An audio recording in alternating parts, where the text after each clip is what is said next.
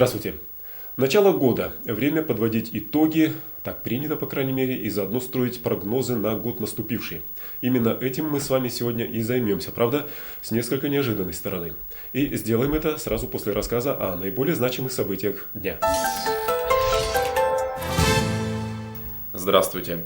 Начну с нерадостного сообщения. В канун Нового года ожидается повышение цен на хлеб. Их вводит на свою продукцию Якутский хлебокомбинат. Пшеничный хлеб первого сорта горожане будут покупать за 20 рублей, а дарницкий за 17,5. Антон, а как ты думаешь, почему вот эти цены были введены не с 1 января, как вот принято в последнее время делать у нас? Даже не знаю, теряюсь в догадках, но это мало похоже на какую-то благотворительную новогоднюю акцию. Ну, это точно уж не благотворительность никакая. Хотя все-таки повышение на 2 рубля это, все-таки неприятно, но сюрприз, скажем так, а не удар серьезно по нашим кошелькам. По крайней мере, по-моему, точно, я хлеб не покупаю. А у меня приятное сообщение. 2007 год 375 в истории Якутска и республики. В конце года минувшего федеральное правительство приняло специальное постановление о юбилее. Открыть юбилейное мероприятие в Москве выпало государственному ансамблю скрипачей «Виртуозы Якутии». Выступление прошло в зале имени Чайковского, а вел его известный популяризатор классической музыки Святослав Белза. Судя по всему, этот юбилей не будет у нас из ряда помпезных мероприятий, как это было в последние годы. Да, пока никаких комиссий или пространных перечней мероприятий по подготовке не видно. В общем-то, да, хотя 375 лет все-таки это серьезная дата. Вот я даже помню, у нас дома есть тарелка такая, обычная тарелка, но с юбилейной такой символикой 325 лет. То есть это еще при Советском Союзе, когда в Якутии, я не знаю, сувенирной промышленности вообще как таковой не было. И тем не менее в то время нашлось энтузиасты и желающие с тем, чтобы все-таки отметить юбилей по-достойному. Тем временем власти столицы республики озабочены более приземленными проблемами. Во всяком случае, глава администрации и два его заместителя Василий Захаров и Евгений Федоров сегодня утром вылетели в Харбин. Уже сегодня здесь подписано соглашение о сотрудничестве. Этот визит продлится до пятницы.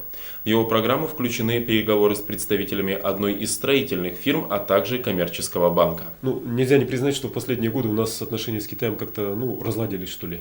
Это так. Даже традиционное участие наших художников в конкурсе ледовых фигур в Харбине, который, кстати, недавно закончился, как-то мероприятие выпало из программы. Да, в этом году точно не было. В общем-то, не исключено, что подключение столицы республики к этим контактам международным, оно как-то несколько оживит эти отношения. И вот то, что будет решаться строительный вопрос, я думаю, что это в практическом плане серьезно даст толчок развитию. На очереди сообщение о дне рождения. Сегодня его празднует Артур Алексеев, заместитель председателя правительства. Некогда член ЦК КПСС сегодня активно сотрудничает с властью. Накануне Нового года появились слухи о его уходе из правительства. Политически это было бы целесообразно члену КПРФ ни к чему накануне парламентских и президентских выборов связывать себя с властью. Однако эти слухи оказались сильно преувеличены. И это, кстати сказать, подтвердил ведь и нынешний лидер коммунистов Александр Гаврилев. Да, он публично заявил, что накануне Нового года он заручился поддержкой президента Штырова о том, что сохранят все-таки за ним пост. Да, за Артуром Алексеевым, кстати сказать, и не за ним одним. И в продолжение темы сохранения статуса. Аймикон в очередной раз подтверждает свой статус полюса холода. С начала года здесь удерживается температура под 60 градусов. А в это время у его конкурента, Верхоянска, столбик термометра никак не опустится ниже 50 градусов. Этой ночью в поселке Артек, а это примерно в 150 километрах от Аймикона, температура упала до минус 62 градусов. Но мне кажется, что до абсолютного рекорда все-таки вот Аймиконе, я имею в виду, все-таки еще очень-очень далеко даже. Да, в 26 году прошлого века в Аймиконе температура воздуха опустилась ниже 72 градусов. Да, точно. Между прочим, хотя мы тоже вроде бы как не на юге живем, но по сравнению с остальной частью России все-таки страшно себе представить минус 72 градуса. И о спорте. Целестин Тюхтинский, председатель Федерации Шрайда-Кэмпа Якутска и основатель школы Генсинкан, единственный из россиян, был удостоен высокой награды – своеобразного Оскара боевых искусств. Церемония награждения прошла в американском городе Атлантик-Сити. В позапрошлом году Тюхтинский удостоился звания «Лучший тренер мира», победив в конкурсе Всемирного союза карате. Итак, начало года. Помимо подведения итогов, традиционного подведения итогов, нужно делать и прогнозы на год наступивший, что нас ждет в этом году. Мы сейчас с вами как раз этим и займемся, правда, с неожиданной стороны. Ну, во-первых, вы, уважаемые телезрители, не будете пассивными созерцателями этого самого прогноза, а сами про себя, конечно же, попробуйте составить его, ну, правда, с моей помощью. И во-вторых, каким образом мы с вами это сделаем? Не мной замечено, что история повторяется, причем не в банальном повторении одних и тех же событий из года в год, а когда говорится о спиралеобразном развитии истории, повторении истории, то прежде всего речь идет о повторении тенденций, которые были на определенных витках этой самой спирали. Что касается расстояния, периодов между этими спиралями, то они, вот как считают знающие люди, составляют 12 лет.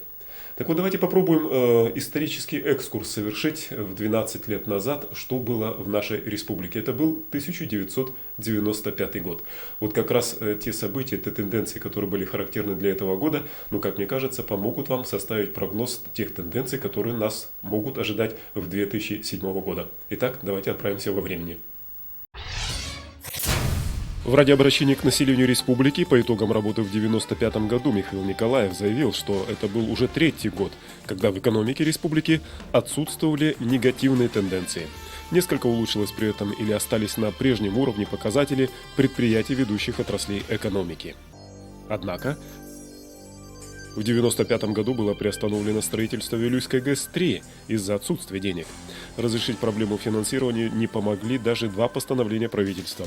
В течение года в результате число работающих было сокращено на 500 человек. Надо сказать, что и в целом по республике количество безработных выросло за год, причем на 57%. И все-таки ее уровень оказался одним из самых низких в стране. В ноябре 1995 года был подписан контракт на поставку 400 машинокомплектов для сборки в городе Нерюнгри корейских малолитражек Hyundai Escort. Первая машина была собрана уже в феврале 1996 года. Ее стоимость составила $15,5 тысяч. Дальнейшая судьба этого предприятия неизвестна. 31 января правительство Якутии и компания «Алмазы России Саха» подписали в алмазном центре в Якутске генеральное соглашение в области использования алмазного сырья, являющегося собственностью Республики Саха-Якутия. По соглашению компания начала производить сортировку, предпродажную подготовку алмазов в Якутске. Как заявил при подписании соглашения президент компании, вице-президент Якутии Вячеслав Штыров, подписание документа свидетельствует о доверительных отношениях между руководством компании и республики. На Талаканском месторождении завершились подготовительные работы для строительства первого в Якутии трубопровода. Он и был сооружен к 1 мая следующего 1996 года силами Министерства обороны России. По сути дела, строительство трубопровода положило начало промышленной добыче нефти в нашей республике. Тем временем угольные предприятия работали в половину своей мощности. По данным Минпрома республики, загрузка мощности предприятий колебалась от 31%, это шахта Сангарская, до 80%, Кангаласский угольный разрез. А крупнейшее предприятие региона, Нерюнгринский угольный разрез, при проектной мощности добычи в 15 миллионов тонн смог добыть только 10 миллионов тонн угля. На 17 декабря 1995 года в республике назначался референдум о продлении полномочий Михаила Николаева, первого президента Якутии. Референдум, однако, за несколько дней до назначенной даты был отменен по просьбе самого Николаева. Не знаю, как у вас, а у меня 1995 год вызвал очень даже ностальгические воспоминания. Ну и не только потому, что все мы, я и вы, были тогда на 12 лет моложе. Я сейчас не собираюсь предаваться, так сказать, душевному такому стриптизу своеобразному, но думаю, вы со мной согласитесь, что у всех нас есть одно общее. Это было накануне 1998 года, дефолта. 95 год, хотя он был и тяжелый, был достаточно трудный, но все-таки это действительно был год на подъеме, когда все мы строили радужные планы, ожидали от будущего только светлое, приятное, теплое и хорошее. Совсем как в этом году, надо сказать, в 2007 году. Будем надеяться, что мы не обманемся в этот раз в своих ожиданиях. На сегодня все. До свидания.